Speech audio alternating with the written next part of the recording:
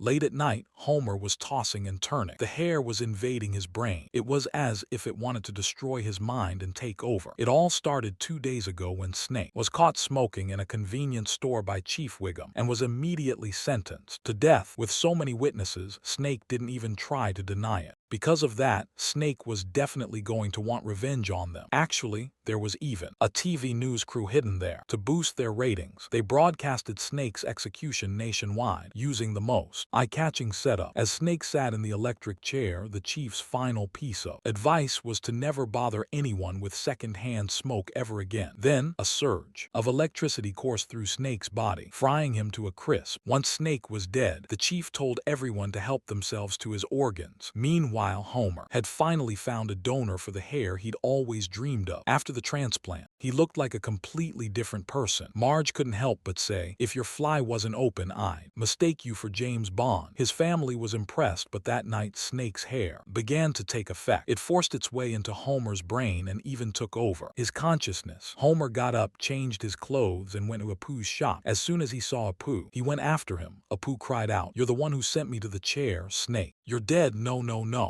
The next day, the news of Apu's murder made the headlines. Marge was in total shock. Who would run the convenience store now? The chief investigated but couldn't find any clues. At least, he was sure Apu hadn't suffered before he died. But his partner didn't think so. After finishing off Apu, the Russian guy was next. He didn't take Homer seriously at first, but without a word, Homer grabbed a corkscrew and lunged at him, ripping his heart right out. Another murder made the front page. That's when Bart finally realized how serious this was. He knew he'd be the next victim. Homer told Bart not to be afraid, saying that as long as the doors and windows were locked, no one could get in to hurt him. But Homer's brain was controlled by Snake. He tried to bash Bart with a hammer. Luckily, Bart was quick and didn't let Homer succeed. Once Homer smashed through the door, the family finally realized exactly what was happening. With Bart cornered, Homer raised the hammer to strike. Bart desperately tried to wake Homer up. Right then, Homer's brain and Snake's hair were fighting for control. Just as the hammer was about to fall, Homer's mind won out. He used all his strength to rip the wig off. His family was relieved to see everything back to normal. But then, the hair turned into a facehugger like an alien and lunged at Bart. Homer held Bart's head steady and punched the hair repeatedly. Luckily, Chief Wiggum showed up just in time, or Bart might have died at Homer's hands. The chief was going to arrest Homer, but Homer explained it was all the hair's fault. At that moment, the wig tried to make a run for it, but the chief was too fast. With a few quick shots, Snake's hair was finally finished. Even though there weren't many Easter eggs this time,